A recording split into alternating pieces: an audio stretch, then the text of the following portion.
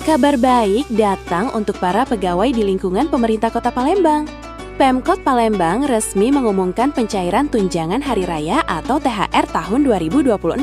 Kepastian ini ditetapkan melalui Peraturan Wali Kota Nomor 13 Tahun 2026 yang menjadi pedoman teknis pembayaran THR dan gaji ke-13 tahun ini.